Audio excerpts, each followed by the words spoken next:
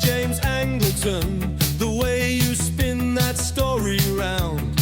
Always sharp, just like a tack when you're tracking the price of the dollar and pound.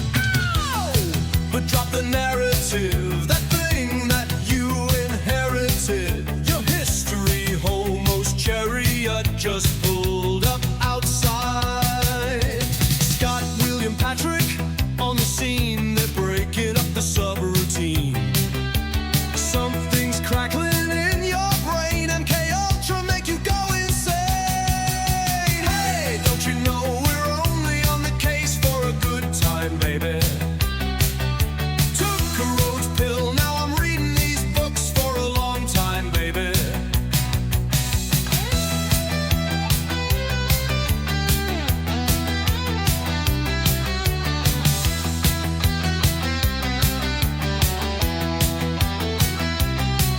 Honey pots and psyop traps, you can trust the plan until you snap. Slop conspiracy everywhere. History homos clear the air. Close your eyes, what's truth or lie? Hiding in the space between. Reality's a tangled scene. Tune in, you'll know what I mean.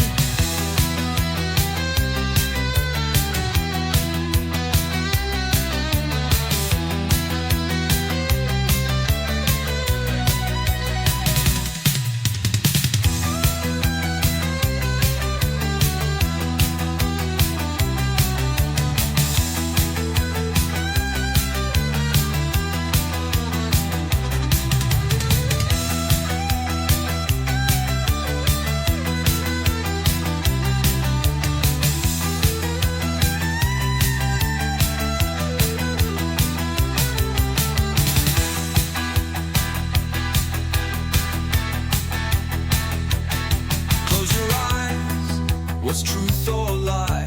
Hiding in the space between. Reality's a tangled scene. Tune in, you'll know what I mean.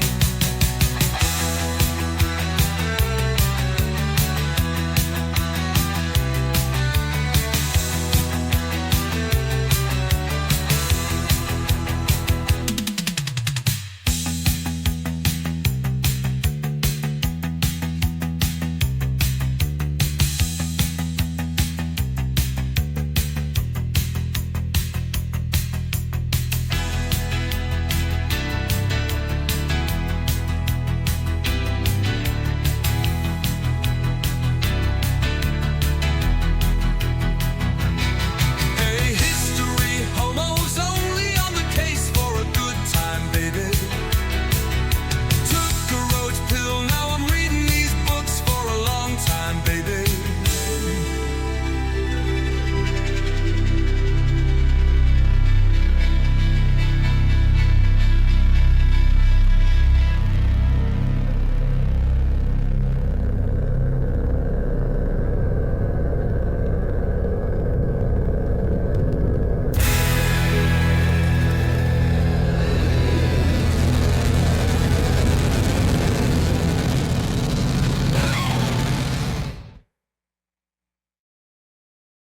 And we're live. Welcome back to the show. Joining me this week is William and returning friend of the show, Jack from worldaroundewe.com. Is it worldaroundewe.com? It is. And from Truth Seeking. Truth Seeking and World Around You's podcast. I'm everywhere doing everything. You spelt like the sheep. You Yes. spelt like the sheep. And of OnlyFans, if there's anyone interested in watching me sit around in my boxes.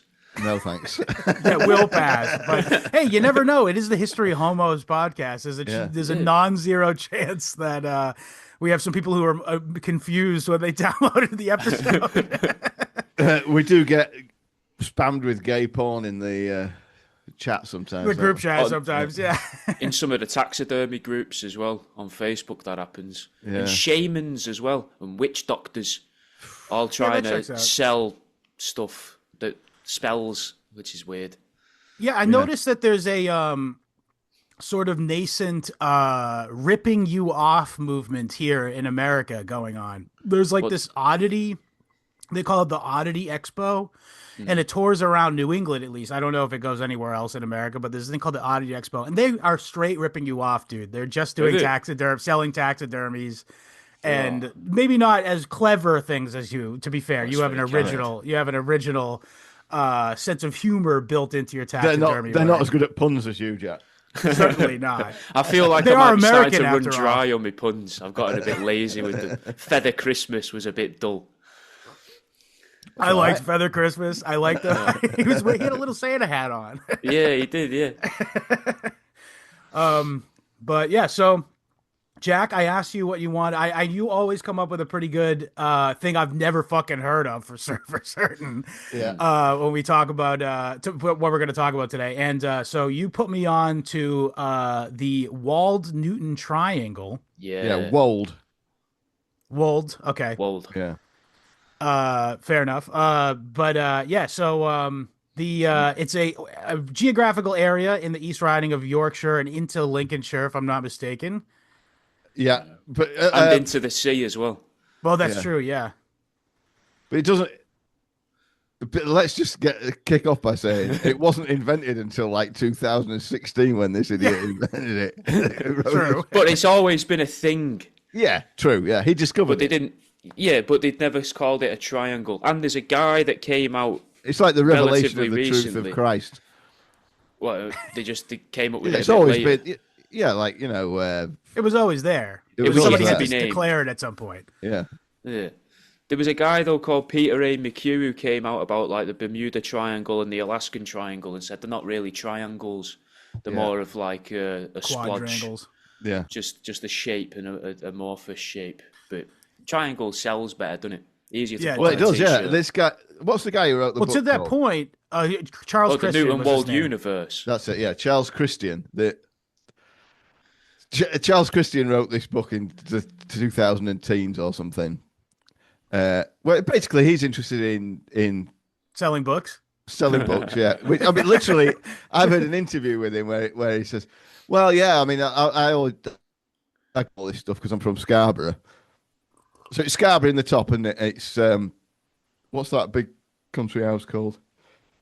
It'll come to me in the bottom left and the bottom right. It's Burton Agnes Hall, is it that? Burton Agnes Hall. That's it. Yeah, and the other side, it's Bridlington or something, isn't it? It's down that way. So it doesn't go into Lincolnshire. Yeah, but it's all like weird werewolf stuff, and it's there's no theme to it really. It's just all the weird. There's no folklore theme. tales, Yeah, but, yeah. It's like they've gone. Oh, it's mad. There's a werewolf sighting here, a vampire sighting here. How Yeah. far can we go? Oh, we can keep going and going. That'll do. That's enough to cover. That's 3 county councils we'd have to discuss if we did a tour. Yeah. So Now it's funny. As soon as you brought the idea of the triangle up, Massachusetts listeners right now are probably champing at the bit for me to bring up the Bridgewater Triangle. Right. Yeah, I've heard of that. Yeah, my father lives within the scope of the Bridgewater Triangle. Some might say he's one of the phenomenon of the Bridgewater Triangle. Yeah. But no, it's actually I just miss most of it because like I think they claim that they have their own Bigfoot there, which I doubt in the That's probably Hockomock just your dad. Swamp. It I might be my don't dad, think you can say you've got your own. Do you know what I mean? We've got our own Bigfoot. It's not the one that everyone else has been seeing. It's the one. It's not we've the one locked that's into. telepathic and all that stuff about him. But no. So, but the key thing I noticed about the Bridgewater Triangle is that I feel like it's actually an over mystification in order to cover up what is possibly an active satanic cult in the Freetown State Forest. Cool. Right. Yeah, could be. And there's a serial killer that's associated with this cult, by the way, but that's a whole nother episode that we're not going to get into right now because we're talking about Wold Newton today. I mean, I had no idea that was a thing. Well, you've read Eye of the Chicken Hawk, haven't you? So you know about how a good Serial killers are usually doing something. Yeah. and how this satanic cult stuff is really kind of gay. Intelligence CIA-ish. related. Yeah. Exactly. Yeah. But yeah, so I surmise, by the way, the guy who like it all got pinned on, he's like might get out of jail, by the way. He's been doing appeals. Like, and he's trying to use it was satanic panic as his reason for getting off the hook. And it's I like the idea that he's sat in court and he has to get character references and in comes, like Dracula, a werewolf, a ghost, Michael Aquino, an alien. He's like, he's sound, it's all right. It wasn't him. Yeah. But yeah, so but my favorite thing from the Wold Newton Triangle has to be Old Stinker. Right. Oh, the werewolf that carried the dog. The only werewolf legend in England, apparently. Is it? Yeah, it's Germanic, right? It's like that's originally like the Black Forest of Germany story, I would think. But I'll just interrupt to say this Charles Christian guy. Yeah. Oh yeah. We could have had him on the show with us now because he will go on literally any show. And I noticed. I've been listening to interviews with him, and he tells the same stories differently every time. That's how you know he has That's to keep integrity. it fresh. It's to keep it fresh, isn't it? Because who's going to listen to him on all these interviews if he keeps saying the same thing? But it's like stuff about his own childhood. He'll say it slightly differently from one thing to another, and you're like, yeah, you're fake. Oh. I'll give you my theory on him right at the outset, right? Go on. So he was born, I know all about him. He says he was born in the 1950s in Scarborough, right? In a really old house right on the seafront, which I think is probably a gift shop now. Because he said it from his description of it, I think I recognise it. So it's right on the promenade at Scarborough where his house was, which is about half a dozen doors down from Giaconelli's ice cream parlour, right? Peter Giaconelli, do you know who that is, Jack? No. Jimmy Savile's best mate, serial Makes child sense rapist. that he would have had an ice cream parlour. Serial child rapist from Scarborough. Oh, he was in the Steve Coogan. The character was in the Steve Coogan version of his events. I'm pretty sure, yeah. There was an ice cream, man. So here's my take on Charles Christian. He was ritually abused and raped by Peter Giaconelli and Jimmy Savile when he was when he was a kid, right? Yeah. And which opened a portal to another dimension. They MK Ultra'd him. Because that's obviously an intelligence op, isn't it? All this child fucking ice cream, stuff. Child rape center. I mean, come on, man. Yeah. So the British intelligence then MK Ultra'd him so that he would write this book, and then he goes on interviews and discredits all the stories, right? So the book is to bring these stories to light and then discredit them, he's there just to fuck with your head, Jack. Do you reckon? I reckon the intelligence. They were just sat there in the 50s being like, look, there's going to be this lunatic in about 70 years' time who's mentally unwell and gets more attention than he should. Well, because they're other agents. You're probably part of an experiment. The other agents created you, and then he's just there as part of it. He's probably part of like a symphony of agents who are fucking with you. All in the attempt to discredit the time-honored tradition of taxidermy. Yeah, just to make me look weird. Yeah, and stupid. Yeah. Why? By the way, Jack, why do you think all the same people, all those people who are commenting on your posts saying this guy's a serial killer, this guy's a serial killer? Yeah, they're trying those to are spur bots. me on. Those are CIA bots. No, that's so when I get caught, they can come out and say, "Look, I told you." It proves you're not a serial killer because with those guys, they always say, "Well, you seem like an okay sort of guy." The neighbours always do, don't they? One of the things that used to put people buying off me was that I'd have to know their address. Right, yeah. Early on, when people were really freaked out because I came out of nowhere and just spammed everything hundreds of times a day. Yeah. And then I'd get messages of people going, I really want to buy something, but is there a way that I can have it dropped off to somewhere and not to my house? Because I was selling on like buy and sell pages, using that to advertise and that. So people were thinking, and I was doing it all over the country, so people thought I was down the road to them all. Yeah, maybe this is a bad time to bring this up, but if you bought a History Homos t-shirt, I have your address. Yeah. Just kidding, guys. Well, Jack has my address and I'm all right. So that's true. Yeah. I mean, William, if you just disappear, I will then start reconsidering buying any taxidermy. I'll tell you that much. Well, as you know, I'm part of the operation. Yeah, true, yeah. One of the few people off the internet that I've met in person. Yeah. You're both of our handler. I am, yeah. See, I've worried. I've said this to Jimmy on Truth Seeker, but I've worried that he's my handler because he gave me the opportunity to have both podcasts in that, and then has kept in touch with me for longer than most of my friends. This reminds me of what you were just telling me before we recorded, is that Jimmy has a book of all sorts of terrorist groups, and he seems to have an encyclopedic knowledge of international terrorism. This doesn't sound good, Val. Maybe I'm Mossad and he's MI6 and we're fighting over you. That's what it is. Ooh. Yeah. I just like the idea of men fighting over me. Yeah. I mean, the OnlyFans doesn't help that. Yeah. Bet some would, honestly. But so Old Stinker is the werewolf. And wasn't there like several sightings that were like over 100 years apart? Yeah. Well, yeah, and the most recent one is, people say it's after the either a book came bus out, driver. right? No, it was 1960 something, 1967, I think, or 66. It was people argue it was either a bus driver who just happened to see a werewolf in the distance, or it was a lorry driver that a werewolf tried to kill itself by jumping through his windscreen. Yeah. Which I would argue would leave more evidence than a bus driver. I was just going to say, that's a pretty wide.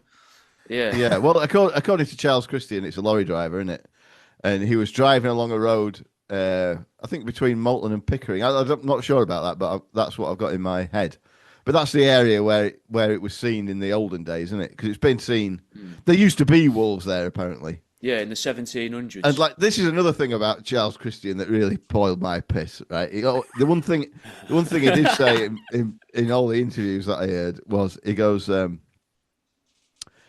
yeah, well, there did used to be wolves back there in the like 16th, 17th century, and it was marshy land, so any travellers would have to go on the dry bit of land, and so it was easy for the wolves to predict where they were going to be and kill them, and that's all very true. He says, but of course, in those days, people didn't understand animal behaviour. I'm like, are you pulling my leg, mate? Like, no, I bet they did. These people that literally invented farming and had to. Let's have a look at dry stone walling. Yeah. And who had to hunt these creatures. Yeah. Imagine that as a job. Yeah. So you're going out hunting. Don't know where I'm going. Don't know what I'm doing. I'm going to try and use a blade of grass this time. I'm not sure what kills him. Man, these wolves are a real head scratcher. Yeah. I mean, like, a cat understands prey behavior. Yeah, so without ever having hunted. Yeah. Yeah. Like, it's absolute.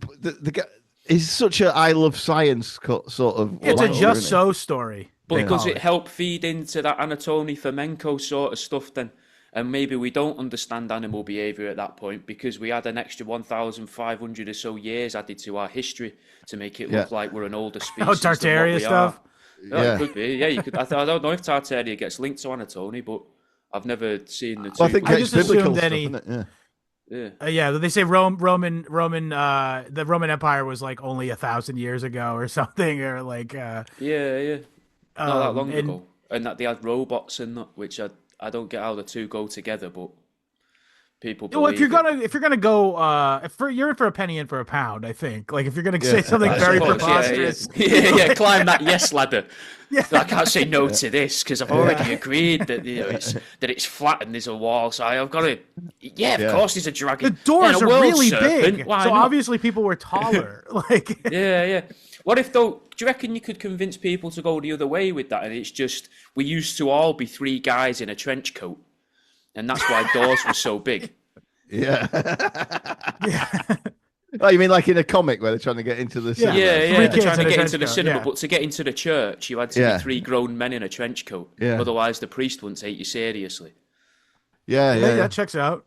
I mean, it represents the Trinity, obviously. Yeah. And I've done that without even trying. Look at that. Yeah. It all goes to back up my assertion that this guy's there. I mean, I wouldn't have given these phenomena much time, really, apart from this. If it weren't for this fact, this guy denying them, I think, well, maybe there's something to it. I think this guy's. I think he stinks. I think he's like he's got bad intentions. He's an I love science guy, so everything he says must be wrong.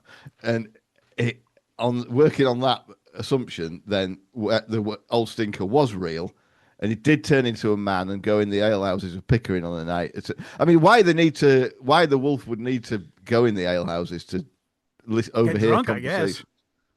Well, no, it's supposed to. The idea is that in his male form, he's got horrible breath, and he goes in all the pubs in Pickering and finds out where people gathering intelligence, isn't it? Gathering intelligence on which flocks of animals are going to be on the move and which people are going to be on the move and all that. But I mean, it doesn't make any difference, does it? He could just stand by the one path that they've all got to use and wait. Yeah. Or alternatively, use his wolf senses to smell where the animals are. Yeah, true. Does he have the wolf senses when he's a man, or does he only get them when he transforms? I mean, I'm not 100% sure, Scott, but I'd like to imagine it's only when he's a wolf. Yeah. I just thought it was like a racial ability, like in Dungeons and Dragons, where like it just where remains. you can use it once a day, maybe. It's something like Manimal. You can tell who he is because he's always eating with his hands because he can't touch the knives and forks. Yeah. Well, if you want, if you say walk, he gets excited. There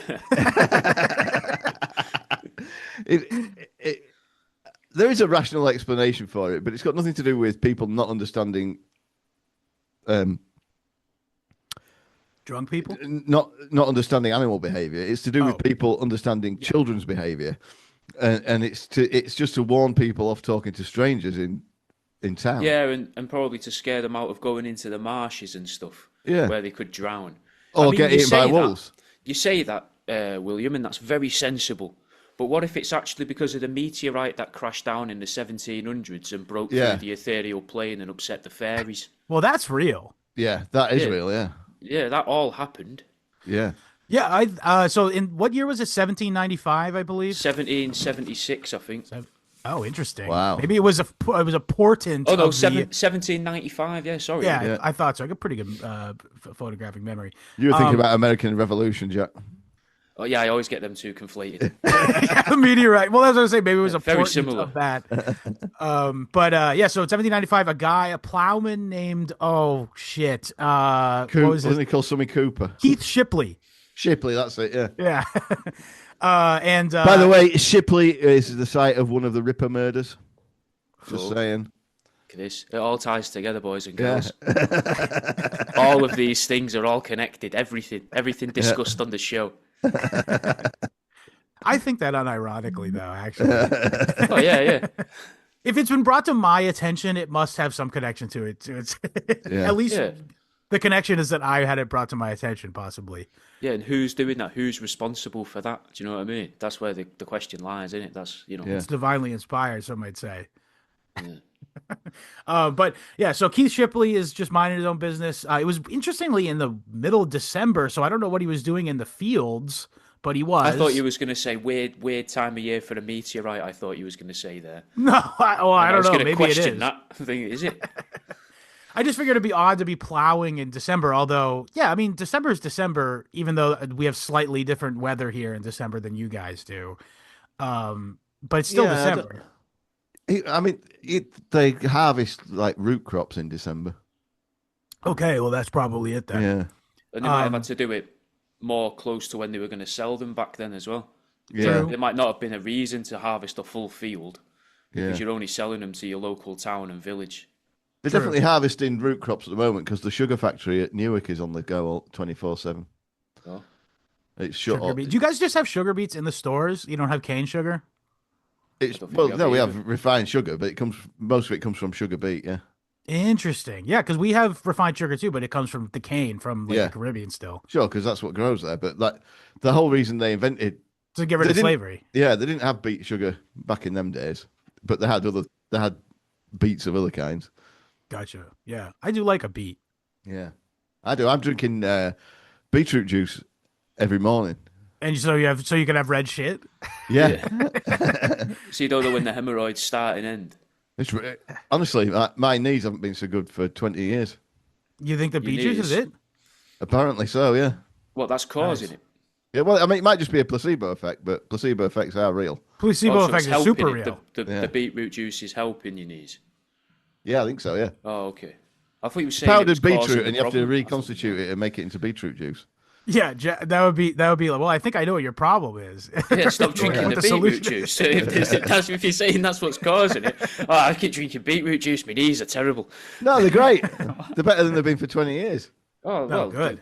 That's good. Maybe you should try and patent some form of, recipe for it.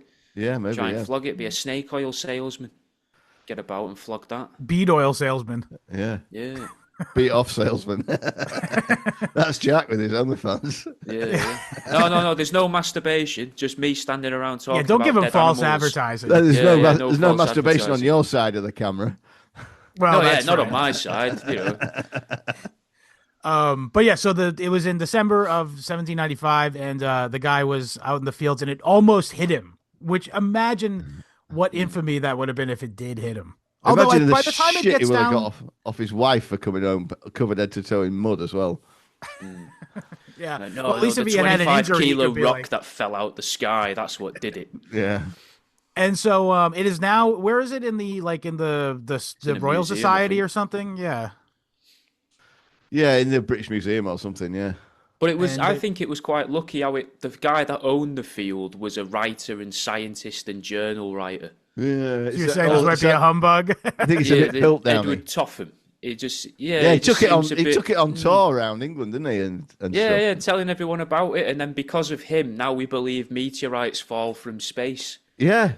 Yeah, Which total means bullshit, isn't it? because of that means we can believe in dinosaurs as well. So if you're going to talk about a yes ladder of you'll accept this, or now you've got to accept that, I think you can link the two there, and you can blame this guy for the belief in dinosaurs if you really wanted to. Yeah, I think you can, because the fact they've found a lot of dinosaurs near Scarborough, haven't they?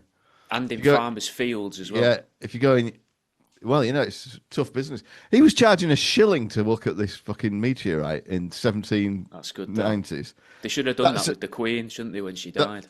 That's a day's wages. Bloody hell, a day's wages to look at a rock that might give you cancer. That's a bit much, innit? Yeah. Well, I don't think they invented cancer then. People didn't live long enough to get it. Yeah, but still, you might feel ill from being Yeah. near it for too long.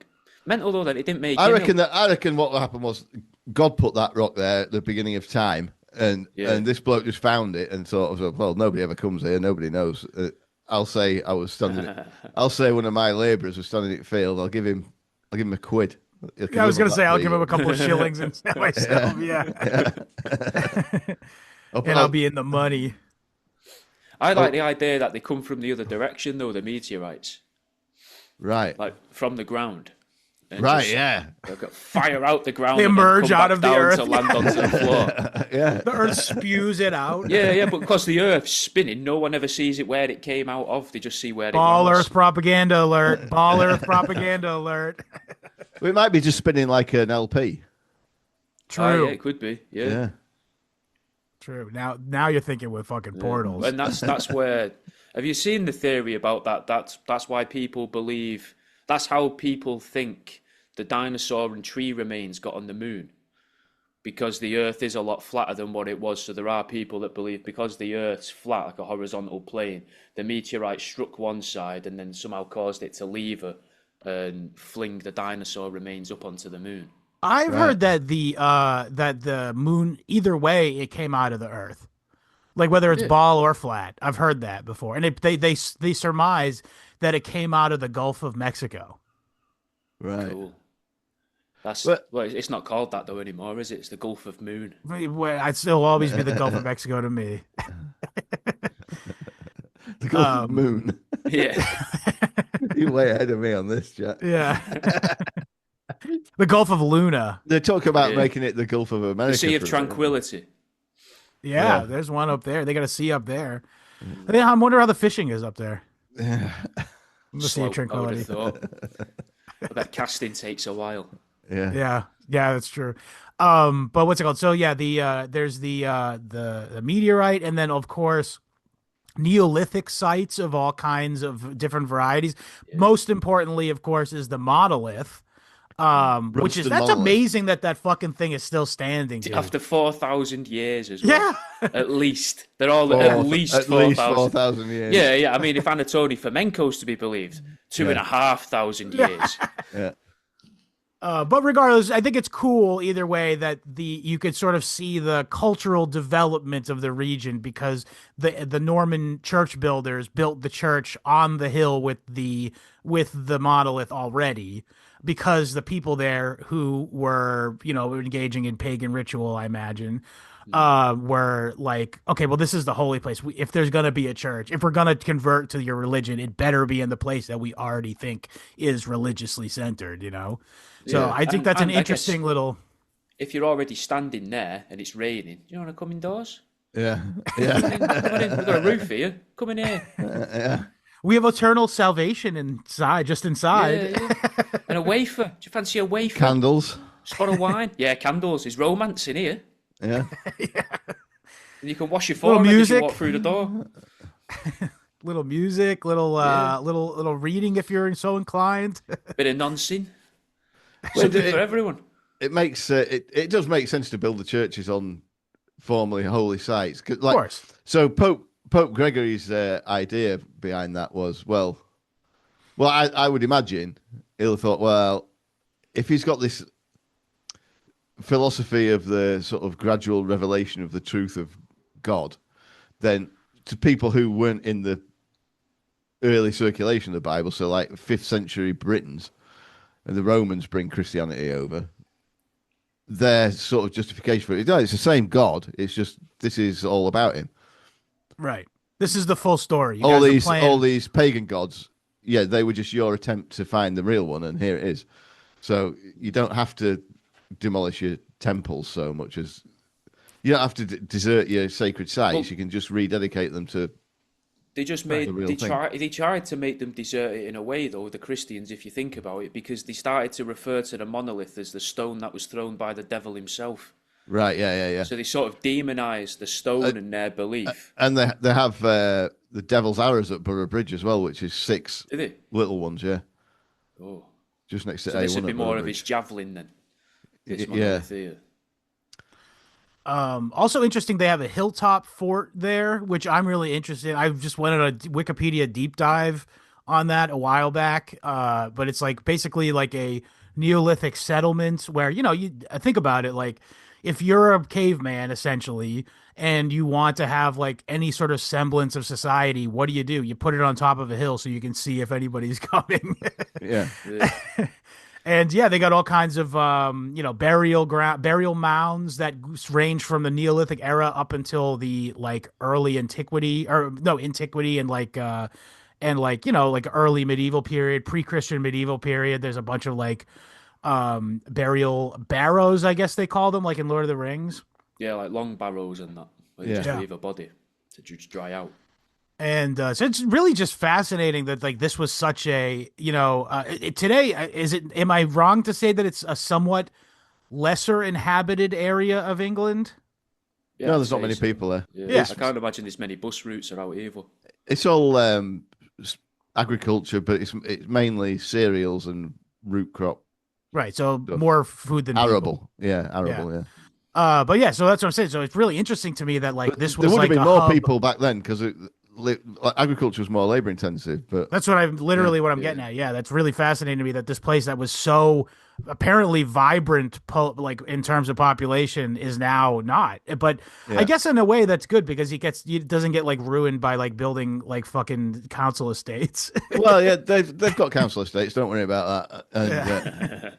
Because everybody who lives in their hellhole cities wants to move out, so like it has got an artificially high population of commuters. But once you get really far out, it's a bit far for commuting anywhere. There's no real good transport links up the east coast. So once you're up to Scarborough, really, it's not a great. Well, Scarborough's got a railway station, so it's not too bad. But like once you're out in the sticks round Filey and all that kind of nonsense on that bit of coastline, you're too far away to commute to work anywhere. Yeah, we have a couple listeners who live up there actually. Yeah. So shouts out to them. So if you're listening right now, you're hearing about your area. Shouts out. Yeah, it is great. It's where people from Leeds go to when they go to the seaside. There's strict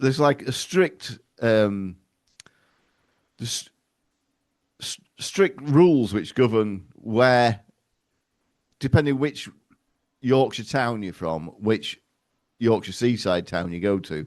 So if you're from Leeds, you go to Bridlington.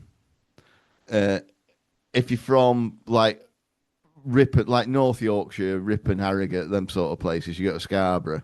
Also, a lot of Leeds liners go to Scarborough as well. But then if you're from like Barnsley in South Yorkshire, Doncaster and that, they all go to Bridlington. And then if you want to be a little bit different, you go to Filey or Whitby. Yeah, Whitby is definitely if you're a bit different. Yeah, it's for goths, isn't it? Yeah, Whitby's everybody in everybody in Whitby is basically Jack. No, I'm not a goth. Really. I'm nowhere near a goth. The Whitby's the sort of like they think they will what they want to be or were touched by Dracula. Yeah, that's the Whitby crowd, I'd say. Yeah, well, he misses that out, doesn't he? But I mean, yeah, but vampires are still in the list of things that are cited around there. Yeah, well, I didn't hear any of that because I only watched this dude's thing and he didn't talk about it at all. Oh, I can read you the list of sightings. Yeah, no, Whitby's not in the triangle. So the list of creatures, as we said, werewolves. There's ghosts. There's headless ghosts. There's a screaming skull. There's a dragon in Filey that was killed in Filey by feeding it black treacle or whatever. Like, yeah, treacle cake, and drowning it in the sea. There is a sea monster as well, or a sea serpent, but I couldn't find that again today. There's fairies, but also thought to be possibly they're hobgoblins and not actual fairies. Pterodactyl sightings, quite a lot of pterodactyl sightings. That's a big, large bird. Thank you. Well, weirdly, very strangely, a lot of the pterodactyl sightings happen in flight paths towards a local airport. Right. Which is interesting. Genuine. Yeah. The vampires, zombies, shapeshifters, and alien sightings and alien abductions. One of the highest rates of alien abductions in the UK, apparently. Beautiful. And is there? Let me ask: is there an RAF base nearby? Yeah, RAF Staxton Wold. Brother, Jack, I sent you the controllers the paper, didn't I? I think you did. Yeah, where it's the military are abducting the people. Is that the one where they're wearing masks of the aliens as well? So the thesis is, for those who haven't listened to our episode, please do yourself a favor, go back and listen to it. We had WAP on, one of our favorite people to have on the show. But the thesis is aliens aren't real, but alien abductions are real, and it's a way for military and the intelligence to have a free access to MKUltra victims, essentially, where they can kidnap you and implant false memories of you being in an alien situation and get away with doing whatever and then dump you out. And then by design, because you're now telling everyone you got abducted by aliens, no one will ever fucking believe you. Yeah. It'd be good if they'd invented an injection as well that makes people grow a beard. So that when they've abducted them, they inject them with that and dump them back out again. So the guy thinks he's been gone forever. For like 3 weeks. Yeah. Yeah, no. I recommend anyone check that out. I forget the name of the guy who wrote it, but it's a great short 20-page article that it's all footnoted and everything, using proof that you can scientifically accomplish all these things, and studies that he references to go like, look, this is the exact technology that theoretically could be used to do the X, Y, and Z. All these different things they're in common between abduction stories are like that's the really interesting thing about alien abduction stories, is that there's so many commonalities between them. Yeah. And sometimes they hold back information, and then like they'll get like, so it's not, you can't just say, oh, they saw it in the fucking newspaper and they're just reporting exactly what the other people said.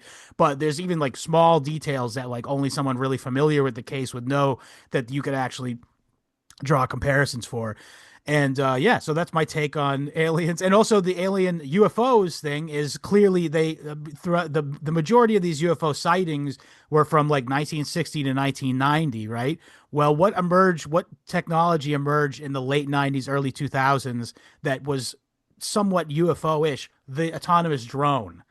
Yeah. And so my thesis has always been the UFO sighting has just been early drone programs that were not acknowledged by whatever government is, the one in charge of the place. But yeah, so everything's fake. Everything is fucking gay ops. Well, speaking about everything being fake, did you read that thing about what ghost sightings could actually scientifically be put down to?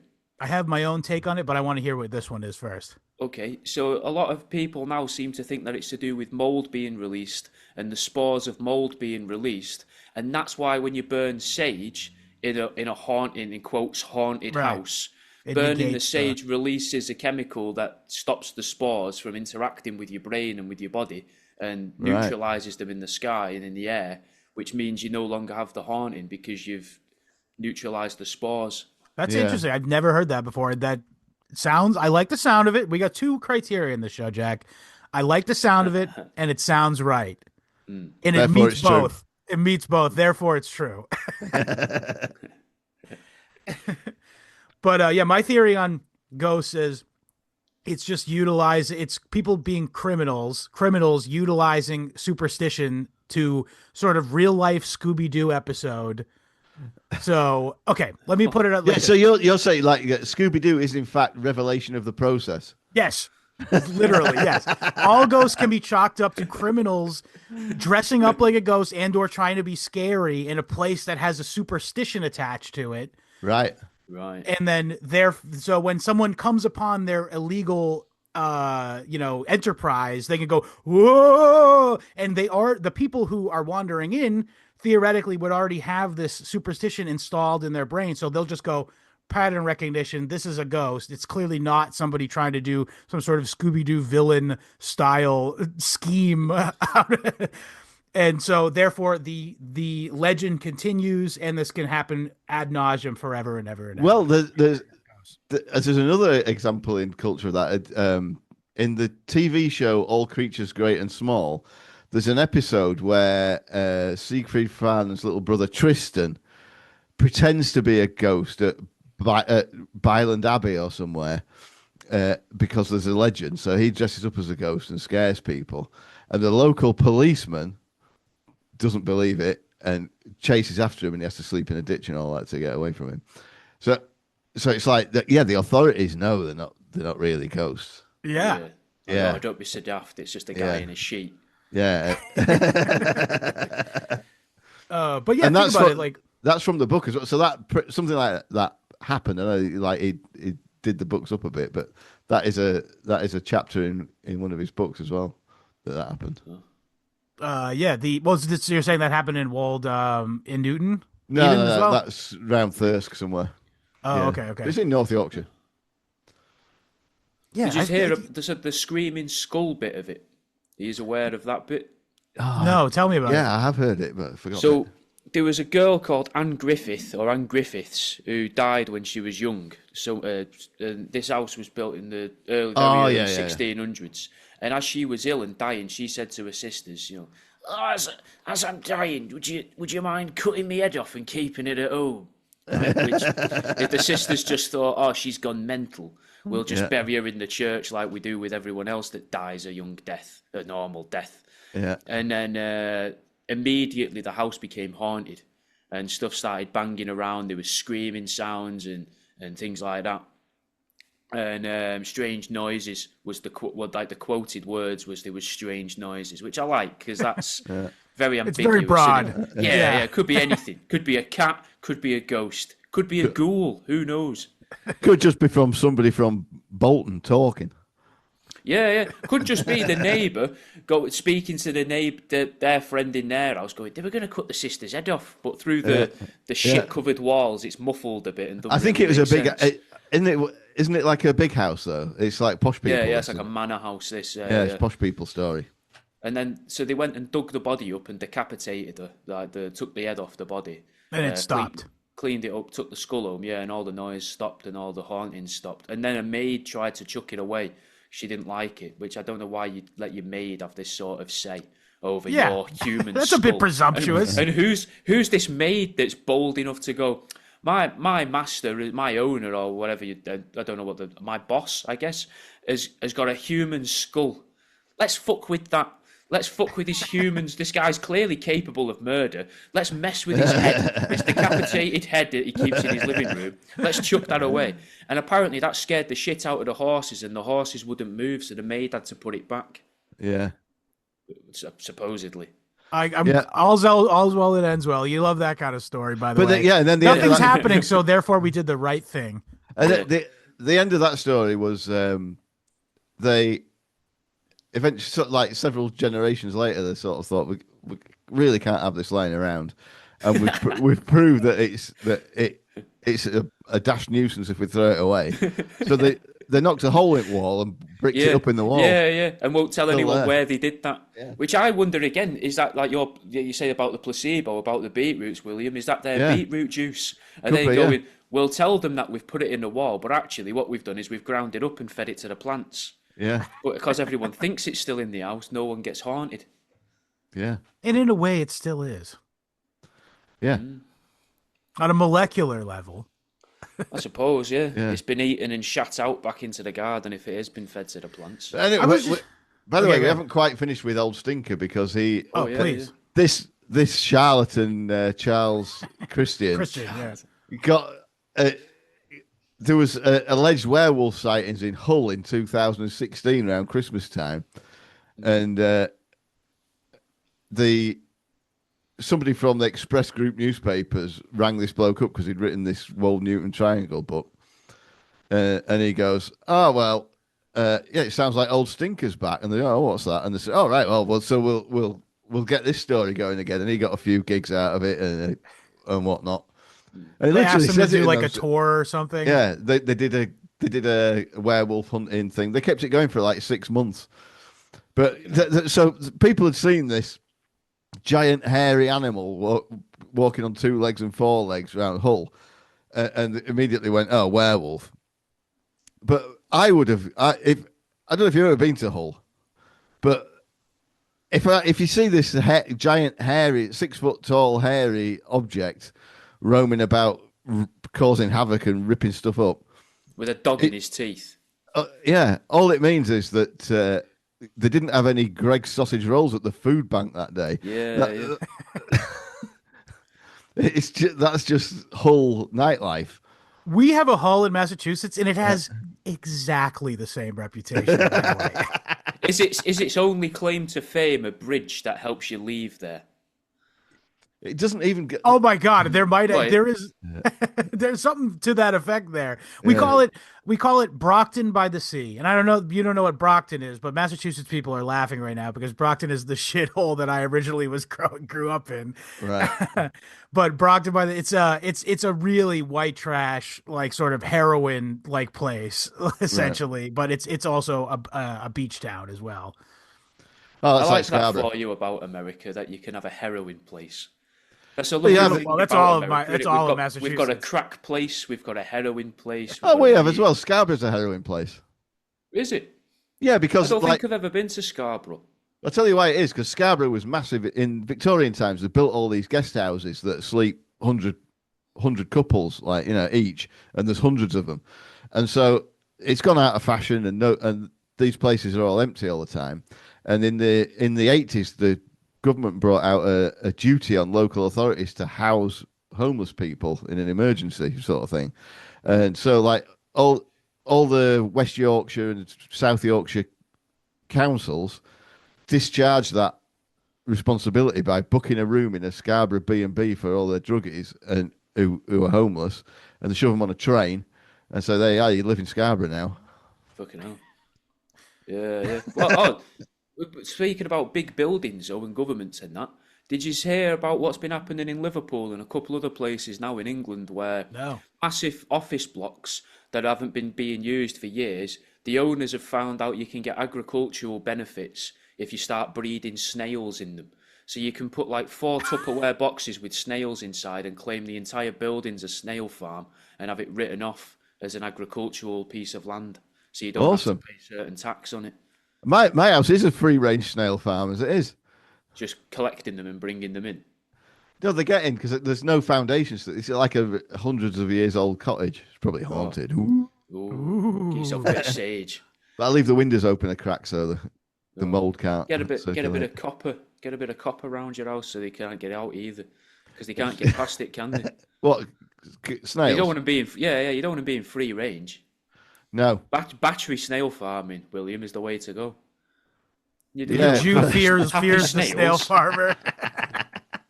Yeah, sell snails' eggs, snail caviar. The He'd The probably sell Jew it. fears there's the at-home snail farmer. Yeah. Yeah, no, we have snails here, but I don't have, they're only under rocks in the woods. So, No, they get in my house, but well, We get them in our bathroom. seriously, we haven't had any. Well, not snails, slugs, but we haven't. I haven't seen one for years now, but they used to be. I must have got on top of them somehow. but don't tell any French Salt people. in everything. Yeah, I've Isn't shown it no weird that mercy. salt can stop spirits and ghosts and demons and that, but it also stops slugs and snails? So And do you it reckon makes there you- was something about slugs and snails that... I was just going to ask you, do you toxic think or that's something. that snails and slugs are ghosts? They're ghostly, be. something apparitional about That's them. what the goo is. The goo is ectoplasm. Yeah. People were touching the walls going, oh, fucking hell, there's something all sticky here. And then weird noises you're hearing at night time. It's snails. Snails talking to each other. Yeah. They think you're not Strange around. noises. And Yeah. they've got to be really loud as well because they know the other snail hasn't got any ears. Yeah. But I was just gonna say though, now that you mentioned it, Slimer is like a pretty good name for a pet snail. Yeah. Good pet name for your penis as well. Or Slimer, well, maybe for a friend's penis. yeah, maybe it's a little bit too self-effacing to call your own penis that. Or just a stranger at the next urinal. Hell of a Slimer on you there, lad.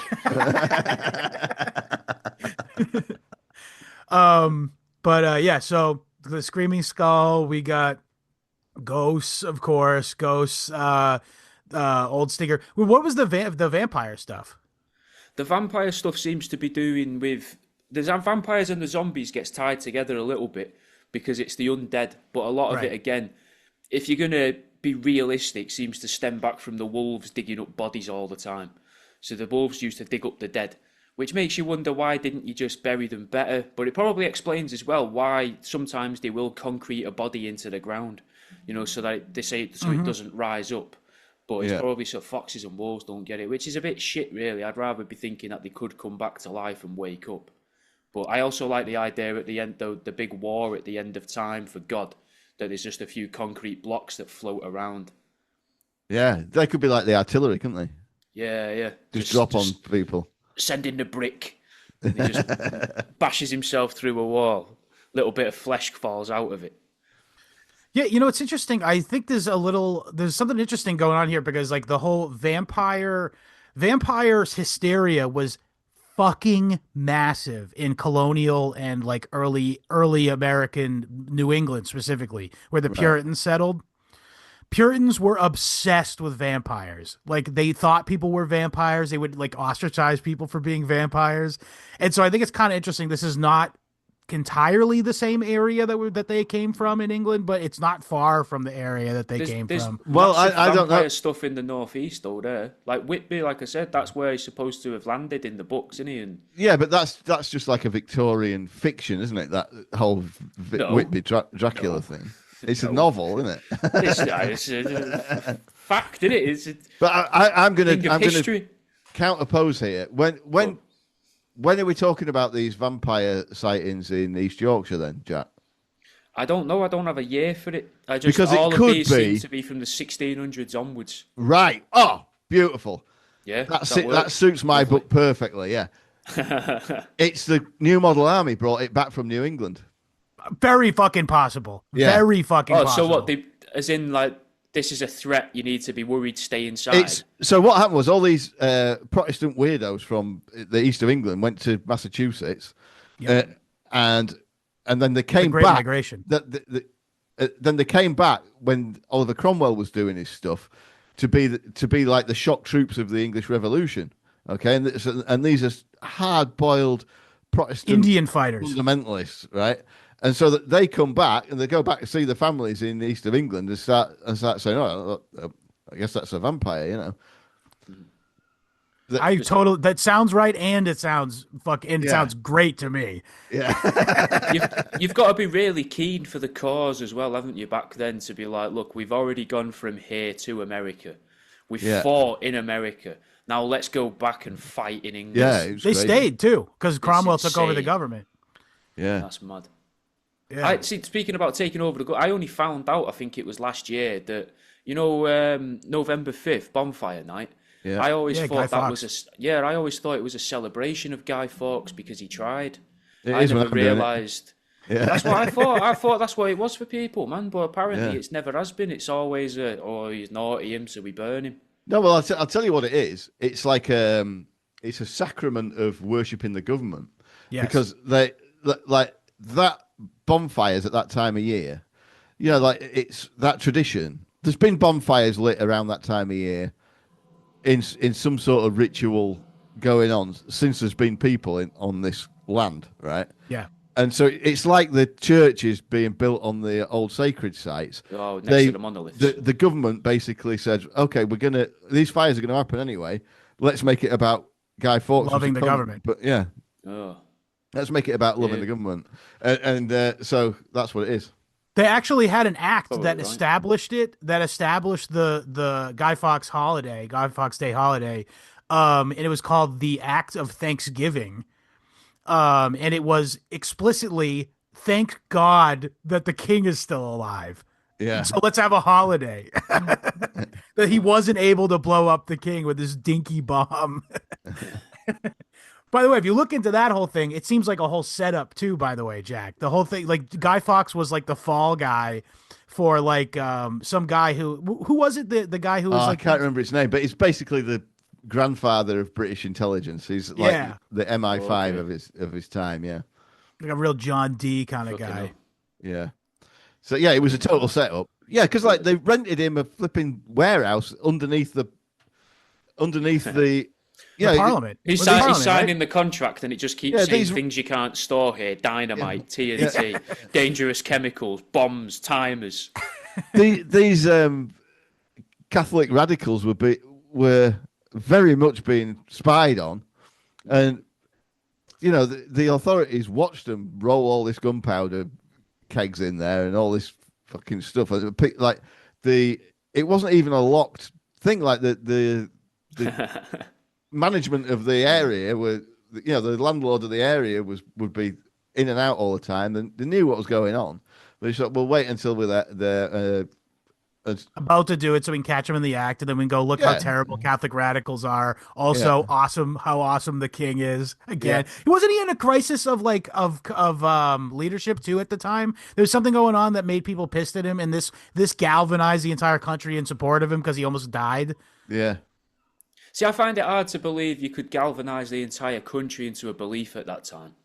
Because it's got to have been hard you to can't, though. convince everybody back then of like, You get to have a big holiday though. That's awesome. yeah, but for everyone in the country, like, oh yeah, I heard about that thing. Do you know what I mean? To me, it just seems so hard to get my head around. They did though, because like before, you take for granted the internet and stuff like that, but news used to get around before that anyway. Yeah, but it still will do when they cut it off. People couldn't really read in that. No, they couldn't, but they could speak. Yeah, Rumors go I've heard. around the world before the truth gets its boots on.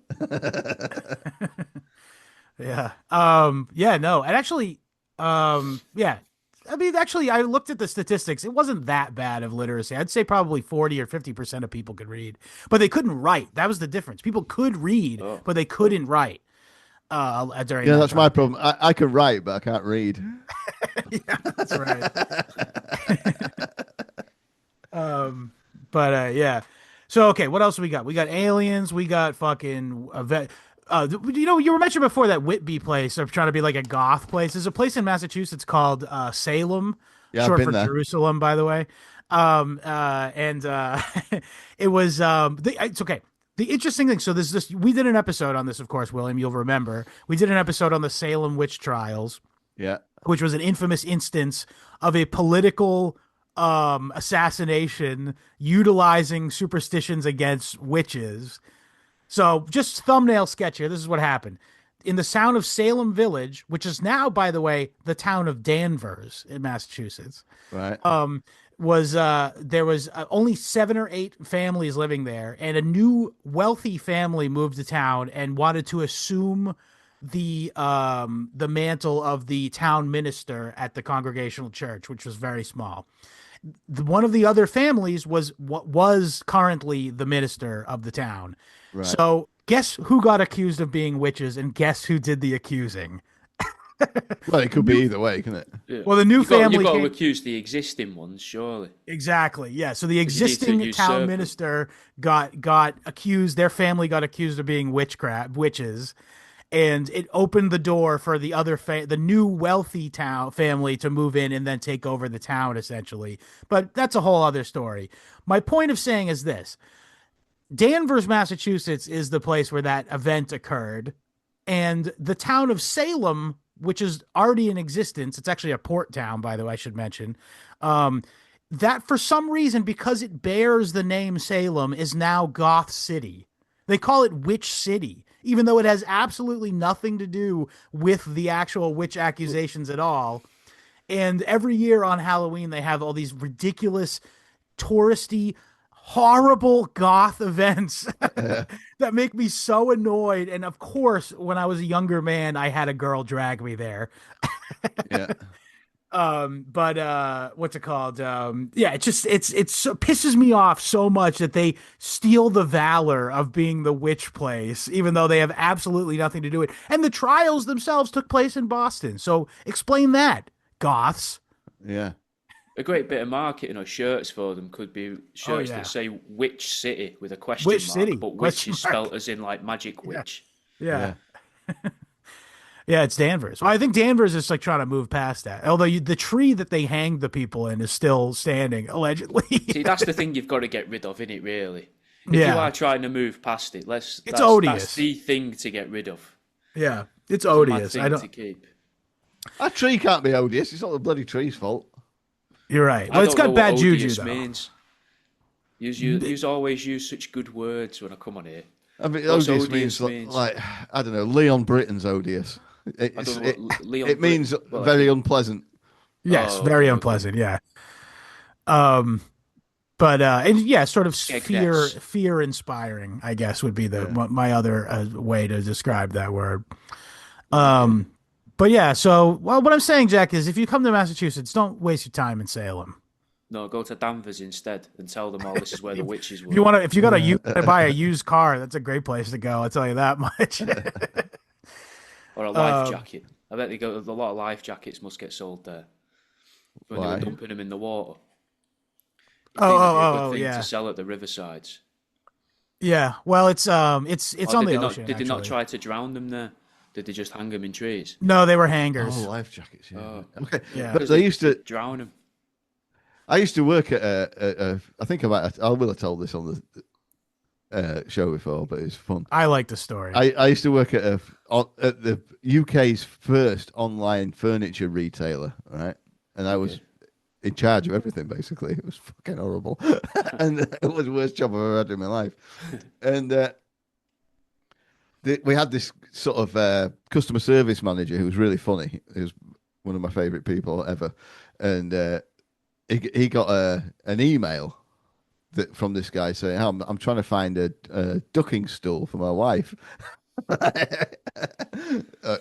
This big long email, and my mate goes, this guy's taking the piss. I didn't even really know what a ducking stool was, but they tied him to a plank and ducked him in the canal and drowned them. And if they survived, they were a witch, and if they died, they were innocent. That was how you did a witch trial with a ducking stool. And the boss man, he was like a little bit cringe, shall I say. He was like, "Oh no, you can't just send him a joker reply. You got to take it seriously." And he's like, "Fuck you!" And so he sent him a funny reply, and he instantly got a reply back saying, "Oh yeah, you got me. I'm compiling a book, and the book's called The Time Waster Diaries," which is very funny. But yeah, they tried to get us, and we wouldn't have it. A ducking stool would be a good alternative name for a high chair, wouldn't it? Yeah. It's a little, I don't know. I don't know that you want to Some have associate. ducks on. Yeah. Well, 'cause you you gotta can go have little underneath it. duckies. You put little duckies on it, then it would really sell. Then actually, you're right. Yeah. A tennis umpire's chair. Yeah, that's a good ducking stool. Or lifeguard's chair. That's probably the best ducking stool, that. You climb right through that, couldn't you? Yeah. Probably don't have to stoop your neck either. Oh, William, you said you had an anecdote that's directly related to something. I can't remember what it was. I'll just go back to our chat. and see Well, if- it's Bert and Agnes Hall. Right. So in the mid-90s, I had a big motorcycle accident, and I knocked myself out, and I knocked myself out so hard that it stopped my heart. Apparently, to defibrillate me at the side of the track, and I spent I don't know how many days in Louth Hospital, right, which is in Lincolnshire, and I was like just gradually coming out of being completely spasticated and getting back. I don't think I've ever been as good as I was before since, but as I'm like, it was about 3 o'clock in the morning one morning when I start coming to, sort of, and I made friends with this. It was like it's an old Victorian hospital, and it was like an all male ward, like it used to be in them days. And there's this old bloke across the way from me in another bed, and I made friends with him at 3 o'clock in the morning, and we're shouting at each other at the top of our voices and he's telling me all about his life, right? And he'd been a gardener at Bert and Agnes Hall, right, all his life, and he was telling me about his kids and his job and all this sort of stuff and blah blah blah. And we were so loud that the nurses came and wheeled my bed and put it next to his so that we wouldn't be as loud and wake everybody else up because they couldn't stop us. And then, I don't know, I guess I fell asleep. And while I was asleep, I came off his astral plane. Yeah, my brain got a little bit better and his just got a little bit worse because he had dementia, as it turned out. He couldn't make an intelligible remark whatsoever. And so like the next morning when I woke up, I was like kind of almost all right. And he was just not, and I just still dementia. Still dementia. Couldn't make head or tail of him. But for that hour or so in the middle of the night, I'd been right on his wavelength. Level. That's pretty weird. That's mental. I thought you was going to say the nurses rolled me over there. I woke up in the morning, bed was empty. They didn't know that would be a spooky story, yeah. And the nurses are just freaked out by it, but they're like, we need to stop him from shouting. And he had a big bang to the head. So let him speak to the pillar. But it's like, it's changed my view of like dementia patients because I now believe that the whole person is in there. It's just like they're on a different frequency on a radio, isn't it? Yeah. And I think that's why they get so annoyed because I think they still hear themselves talking. Yeah, but we just hear them going on about broken biscuits or whatever it is they keep bringing up. Yeah. Yeah, you ever see like when Joe Biden would like snap at somebody, be like, "Listen here, fat." You know what I mean? He's clearly like mad because he's confused of what he's trying to fucking say, you know? Also, I have a couple relatives that died of dementia or like a dementia adjacent stuff. You know what I mean? Yeah. And they would get pissy like when they couldn't express a thought, like they were still probably not as far gone as the guy you're talking about, William. Yeah. They were like able to talk, but then they would get confused in the middle of the conversation and then would get mad about it. It's just not pleasant to be around that, frankly. No. So it's always kind of a blessing when they go, but you know. I think that what you need to do is if you want to spend quality time with a dementia patient, get absolutely shit-faced drunk. Look though, when I was in Japan for months, years and years ago at uni, and I'm convinced that when I was because back then I was like a proper drinker, like a daytime drinker, morning, daytime, nighttime drinker for months, and probably best part of a year, I'd say. So I could speak to them. Yeah, I could thoroughly communicate with the Japanese, knowing very little of the language. Because they're also drunk. Yeah. They're all hammered. I'm hammered. We're having a proper conversation, laughing at the right points. Yeah. It was bizarre. Fantastic. I think they're trying to hide it. This is what drink driving laws are there. They're there to stop us from being able to communicate with people that we don't normally see. Yeah. Yeah, because we've got to drive to them when we're pissed. That's the thing. Yeah. They want to stop. But luckily, they now take compliance with drink driving laws for granted. There's no coppers to stop you anymore. So, true. Like a speed camera ain't going to do you for it. So, I mean, I would never do it. But you know, I would imagine there are some people out there who just do drink and drive and get away with it. It's fine. Yeah, maybe guys who live in the countryside or farmers. I bet farmers are pissed a lot. Yeah. When they're driving them tractors. I wouldn't either, but I wouldn't do it. I would never No. do that. But yeah, no, I was gonna say Japanese dudes. I was just gonna say to your point, Jack. Japanese guys in a bar, those are like the salt of the fucking earth. By the Oh, way, they're mint me. yeah. I remember one guy who was.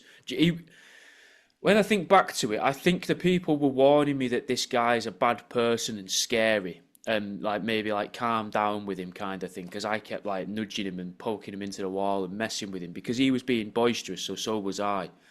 And then people were backing off and sitting away from us and stuff like that. And then as soon as this guy properly started laughing and then bought me a drink, the whole bar was just my friend after that.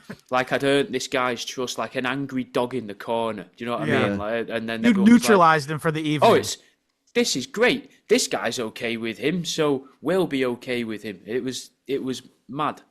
I remember it.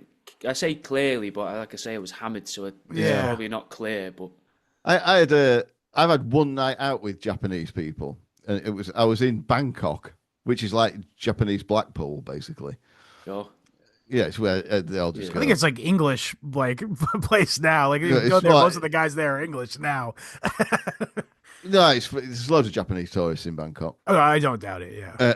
And I got to know this Kiwi guy who was a car dealer from Japan, right? But he was a Kiwi, and he's like, he goes, "Oh yeah, William, come to this bar. I go there every night." He says, "But they might not like you because you don't speak Japanese." He obviously did, and so we're going to this bar, and I thought, well, they're doing karaoke, obviously. So what I thought, I'm going to try and ingratiate myself here. So I went and did a very spirited rendition of something or other. Probably You Shook Me All Night Long or something like that. Anyway, they absolutely fucking loved me, and they took me out with them for the night. I had an old fella who took me to a karaoke bar and made me sing in Japanese. Right. I had no idea what I was singing. But he had it coming up in English syllables on the screen, and everyone in the bar enjoyed that. But that was probably one of the only times when I was there where I felt intimidated. Yeah, they do love a trier, don't they? They love a trier. They do, but in some of the bars they'll lock the door when you go in. Right. Which, as a pissed guy in a different country, feels a bit freaky. I think it's just because they are kind of cautious that white people quite often, I mean, like, they're not the only race that do it, but like white people English people on holiday sometimes smash the fucking place up. I suppose. Yeah. But I wasn't really thinking that while I was pissed. I was just thinking, fucking hell, these have locked me in here. Let's pop a couple chopsticks down my sleeves in case I need to try and stab them to get out the door. Yeah, they call that romaji. When they have the letters in English letters, but it's Japanese words. Right. Because it's a romanization of the Japanese language. Cool. Yeah, I'm a student of Japanese, Jack, actually. I've never been. I'll probably never go because I'm not wealthy enough, but I would love to. I'd love to. I'm very jealous. Just go to one of the places where it's not the big towns. Apart from I can't to stay there and eat there was buttons. It was just the flight was expensive. Yeah, that's like prohibitive for me, probably. Well, it's also, you know what it is? Americans work so fucking much. We can't take time off. You just don't get holidays, do you? Yeah, we don't. Yeah. I get 5 days. I get 5 days in July and then like 10 other days, give or take, around the year. Like, fucking wow. That's awful. Yeah, that's how we maintain global hegemony, I guess. Yeah, that's how you pay for your wars. Yeah. But maybe someday I'd love to. But I do enjoy a good Japanese story, so I'm glad to have heard more. No, but from what I understand, as a student of Japanese and an enjoyer of Japan, as I understand, like again, the guys in the bars who are like just bar features, like you know what I mean, the guys who are just there all the time. Yeah. The Lenny, Carl, and Barney of the bar. Yes, you couldn't find a more like down to earth, cool guy to hang out with, as long as you're down to clown with them. Yeah. They would buy me food and in all the bars because they wanted me to try their Japanese foods. Yeah. So they'd come back with like a handful of raw fish and try and feed me that. It's all like little plates too, right? It's all like little. It's a little bit of food at a time. It's never like a big fucking spread. No, when they're nipping out of there and coming back, it was on a black plastic tray from Lawson's or whatever I don't know what the equivalent would be, like a BP. Oh, that's 7-Eleven here. That's an Asian tradition. Like in Bangkok, if you're in a bar and you want something to eat, there'll be like the bar owner's kid or something, and you just go get me some whatever, and give them the money, and they'll go get it for you and bring it and you eat in the bar because the bars don't do food. The spit and sawdust places in Bangkok. But then these guys took me. I ended up in a nightclub, and they had these. They were like youngsters, so like these two really fit birds and their brothers, and this one of them was pretty tall, right? And she was like going round the club, just getting people to open their mouths and dropping ecstasy tablets into their mouths. Right? This fucking tall, amazing-looking Japanese bird, and then I was absolutely spasticated when we come out of there, and her and her brothers walked me home, made sure I got back to the hotel. Okay, they're amazing people. Yeah. I got walked home by an old guy one of the nights when I was in some random village about an hour and a half away from Tokyo, and I got hammered in this sort of like a backstreet bar kind of thing, and then that was where I'd met that guy that everyone seemed to be scared of. And then at the end of the night, I remember this guy saying to me, because some of them could speak perfect English in there.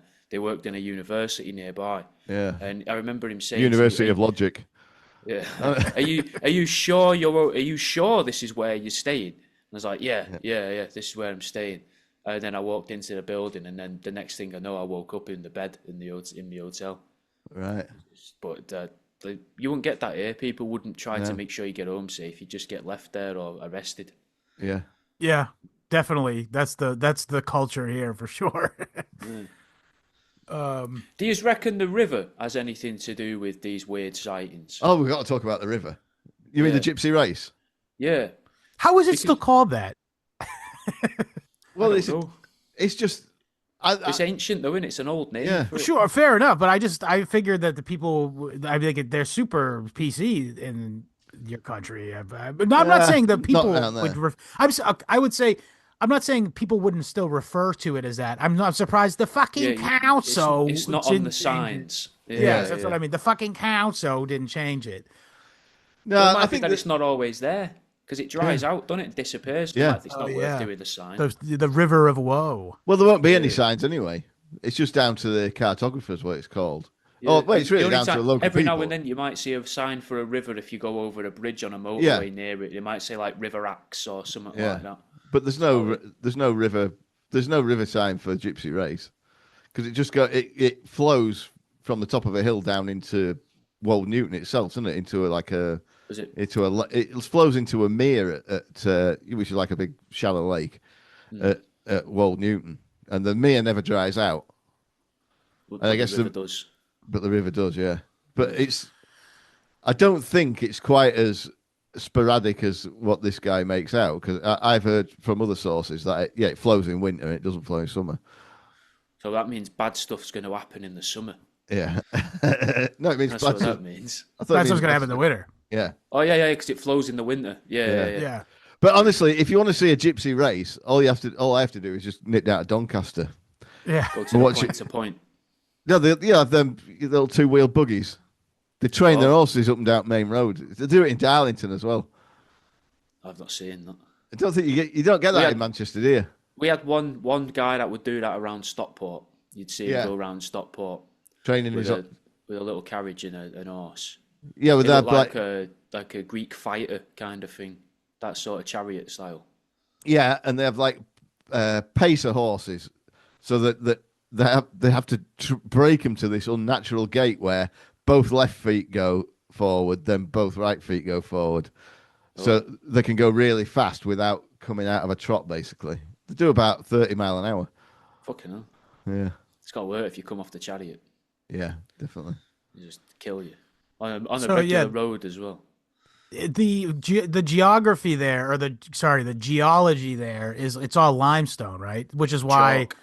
That's why the gypsum. That's why the gypsy race too, right? Isn't that? That's what that guy says. Yeah, He says it could be. That sounds right. I like the sound of it. Well, I I think looked it's into more see like it. because sometimes it's there and sometimes it isn't. Well, You can yeah, wipe it's chalk away. both. Yeah. Yeah. I looked to But see yeah, no, if it's poisonous, but it's not. Apparently, it can't poison you. You can't really get any sort of poisoning from it, or hallucinations are out. What from? Chalk-filled water. Oh no, it's like that's all we. That's what comes out of the tap. that's what here. Tums is. I didn't know that. Yeah, that's it. That our water comes from an aquifer in the area where I live. But yeah, no. So it's good. So my question was going to be: is there like karst, like caverns? They call it karsts. Depending on whether the water's high or not, it's a cavern or an aquifer. You know what I'm saying? Yeah. And that's where all the monsters hide until the water dries I was out, and then they come out of speculating. there. I was speculating that They're just all sat perhaps- there, like arms crossed, knees up to their chests, just rocking, bored out their minds. They're like, oh yeah, Gollum. all this Yeah. water just flows out of the ground, but oil definitely doesn't, and hollow earth definitely isn't real. I mean, this water's coming from somewhere, but you know. Well, it's got to come because it appears at the top of a hill as well, which I think is suspicious. That adds to my idea that meteorites come from inside the earth rather than from above. Yeah. Because that makes sense. If there's already water coming up, the rocks have got to come up as well to get out of the way of the water. That's true. You ever watch any of those videos online of like spelunking? Yeah, they're fucking idiots. Yes, big time. But I They can't stop shouldn't be watching doing them. it. I don't know what Oh, it's. What is it? You're It's watching cave people die searching. in caves, Oh right. basically. Like occasionally Well, they they might don't- get out, but they Well, don't no, go the there with the videos I'm talking intention about- of killing themselves. But Yeah, a lot of times they do. But there's this channel I watch. It's called Action Adventure Twins. Shouts out to them. They don't need our fucking. They have millions of subscribers. But it's like these like two 20-something-year-old kids who just go into caves by themselves and show things that have never been seen by human eyes in history. And like just crawl through the tiniest little thing. This is again, Oh, I Jack's hate- right. yeah. It's absolutely insane what they're the thing doing. that's not They're been seen by begging the to human die. eye is the guy that died in there 6 months Yeah. before. It's the they call it potholing in England, don't Yeah. Potholing. they? Yeah. This is a shitter name. Spelunking is better. I like It feels more brandable, doesn't it? Because potholing just sounds like you're going round wrecking roads. Potholing sounds like what it is, which is bloody awful. Yeah. We had a but when you're teacher not at doing college it that used yourself. to try and make us climb round tables to say this is good practice if you want to be a potholer. Yeah. He used to say that to us. And I don't know why. Like climb under the table? Yeah, climb around the table and not let the table fall over. He'd try and get us to do that every few weeks. No reason. I think he used Just to come to in fill pissed time. sometimes. Yeah. You think you subscribe to your OnlyFans? I don't know. I reckon he'd be more into the podcasts than the OnlyFans. I don't think Fair enough. Yeah. he didn't seem the sort that would be understanding at all of that. You don't think he was trying to just get a crafty look up the little boy's legs of the shorts? That's what I was thinking. Yes. Yeah. But yeah, no. Oh, I just think it's, by the way, a friend of mine just had to have some genital surgery, and it's been I haven't seen him for a while over the Christmas period, and I saw him the other day, and he goes, "Have I not shown it to you?" And I says, "Not deliberately, only accidentally up the leg of his shorts." What was the surgery? Little off the top. He got a big. I can't remember what it's called, but it's like a massive amount of fluid in his ball bag. He had to Like a drain off. cyst. Oh. What a cyst? It's not a cyst. It's just fluid. They got a litre of fluid out of him. Oh, fucking hell, a litre. Yeah. Bloody hell. that's a lot. Yeah. I was gonna Do you say, need to was he? translate that for the American listeners? No, we have leaders here. Two and a We have bit leaders. pints. Two, Oh. yeah. No, Americans use the English stuff more than we don't have the metric system here. We only use the English system. No, I said a litre. Oh. Yeah. Oh, I didn't know that. I thought they'd be like, That's not what's English. That's What's a metric. litre of gunk? Oh, yeah. Well, yeah. Fair enough. But yeah, I know all the standards. We got liters, so yeah, we got 2-liter soda bottles typically. Right. Yeah. Oh, So half of one of them was in his ball bag. That's a Yeah. fucking ton, bro. Yeah. But I was gonna say is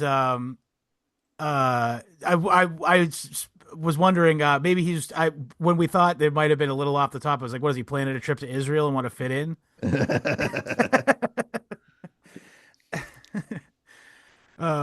But yeah, God bless for your friend. I'm glad he didn't. Oh my word! MGM stands for male genital mutilation. Yeah. Yeah. Yeah. No, I'm glad that Couldn't he be a was better name for a fine. movie studio, could it, than MGM? Male. Yeah, it's true. Do you reckon the little tune you just Goldwyn did there Mayer is too, by the way. Yeah. where they sort of squeeze it for the length of that tune so it sort of seals back up? What sales back up? The cut. Oh, I don't know how they do it. Because you can't cauterize it, can you? You can't just like stick it on the hob. What, your ball bag? No, you dickhead. Male genital mutilation is yeah. not removing a testicle. I mean, that would be male genital mutilation. I mean, like the broad term would be a circumcision, wouldn't it? Yeah. Yes.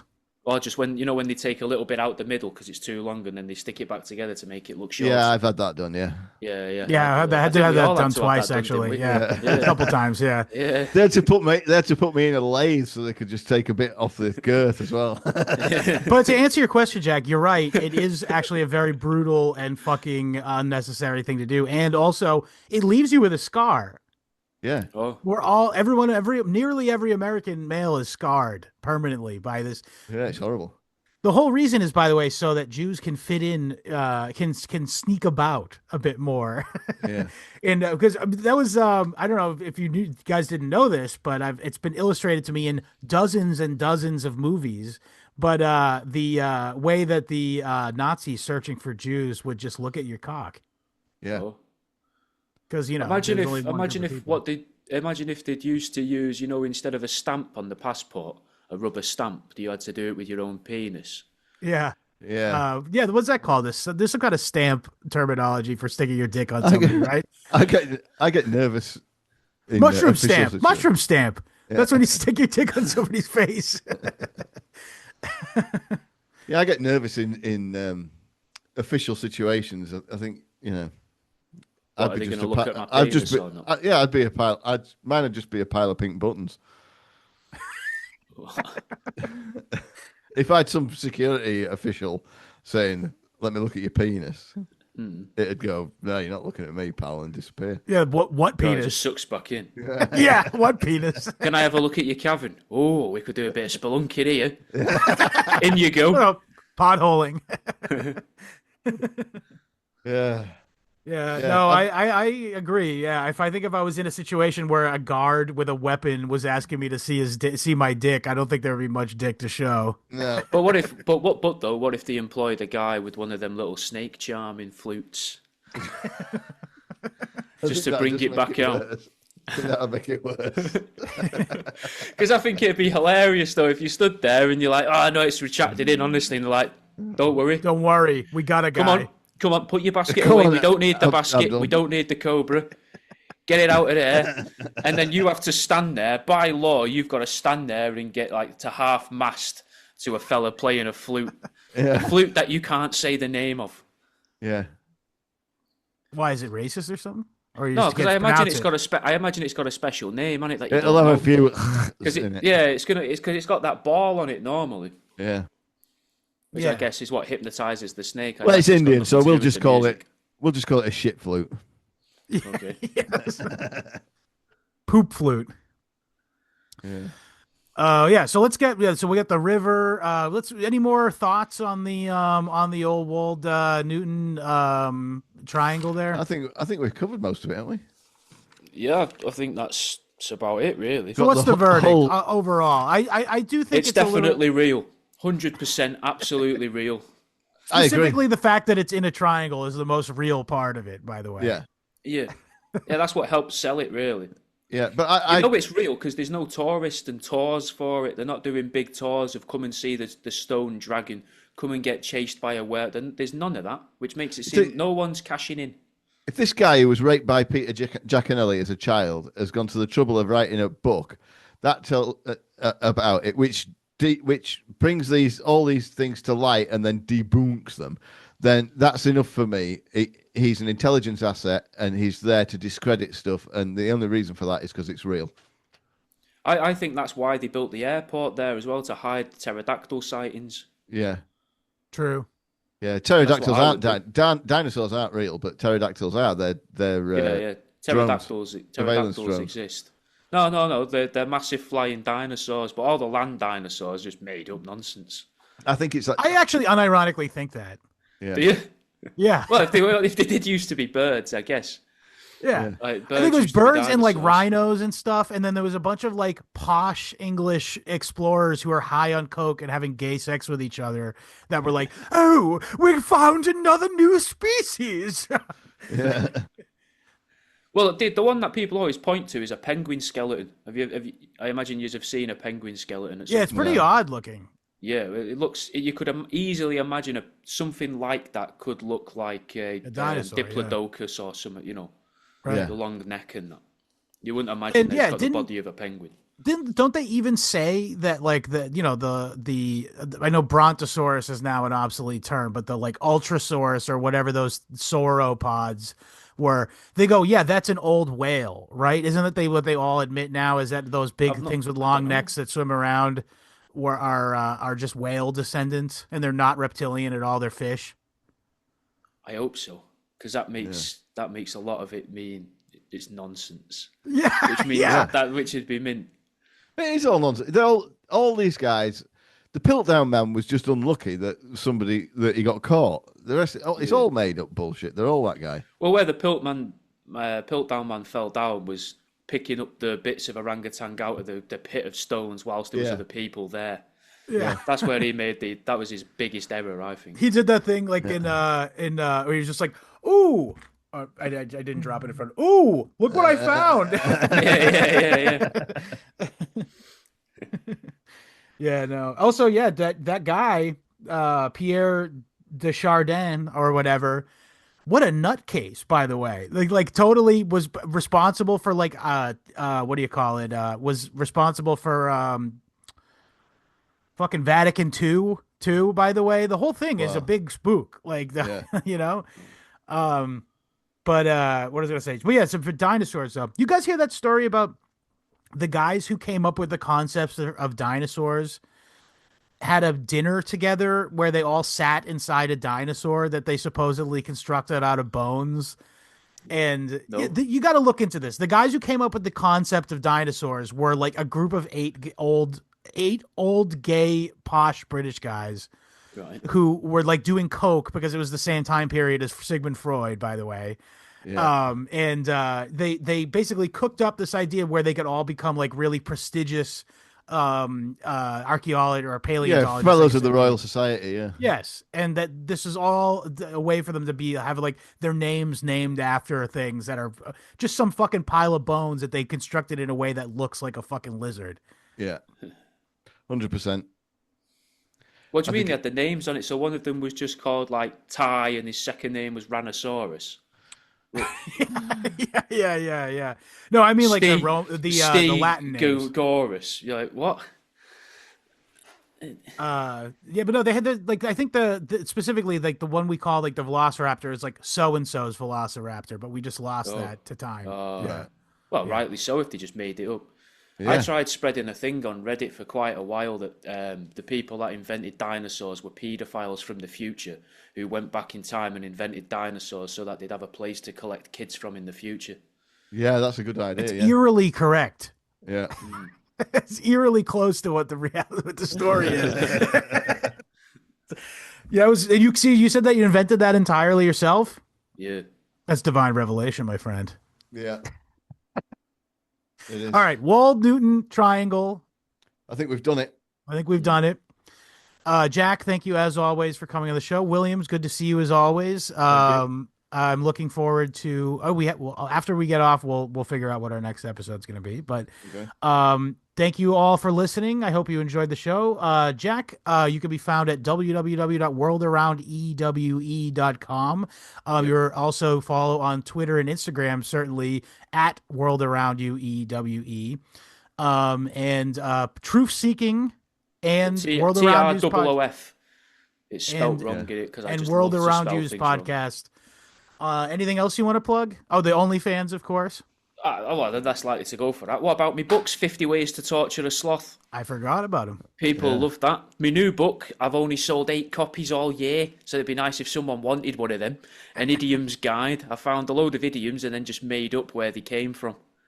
Hell That sounds yes, great. that's great. Yeah. I think it's the best one I've done, and nobody knows. Like the general public, it seems, don't know what an idiom is. Yeah. So I'm going to spend a few months this year trying to find a way to cleverly market just the word idiom to people. Yeah. Right. So for us, www.historyhomos.com for the RSS feed. We're also available on iTunes, Spotify, YouTube, BitChute, Odyssey, Rumble, and most importantly, if you like the show and you'd like 100% more show, join us at historyhomospod.substack.com. That is the best way to support the show, and it's the best place to get more content. Instead of 1 episode per week, it's 2 episodes per week. So as I said, 100% more That's show. twice as much. Yeah. Wait, so it's 200% more? No, it's It's like 100% a million. more. Using big pharma maths, it's 1,000,000% more. 6,000,000% more, in fact. Good point. Yeah, 270,000% more. But yeah, so join us over there, and it's not just filler bullshit content like some people's bonus content is. It is a 100% more show, and it's as rigorous as the regular show. For instance, this week, Patrick and I we read through and commented on the article "Slavery: A Positive Good" by John C. Calhoun, Senator John C. Calhoun, which was spoken on the floor of the U.S. Senate in 1837. Sorry. And we have some quibbles with him, but also he has some interesting things to say. So it's definitely a really interesting and thought-provoking episode. So please check that out. And all of our bonus content at historyhomospod.substack.com. You can also follow us across Twitter and Instagram, all social media at historyhomospod. At time of recording, still the friendliest place on the internet, our Telegram chat. T.me/historyhomos is the channel. T.me/historyhomos chat is the chat. If you have any questions, comments, or concerns, or you'd like to buy a History Homos t-shirt, email me your size and address at historyhomos@gmail.com. Thank you for listening. Die with dignity. William, what do you want to say to the people before we hit the road? I love Yorkshire. Later, Yorkshireman.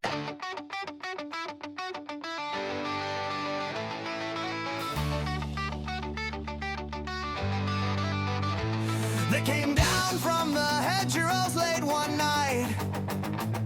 3 villages shaking under pale moonlight.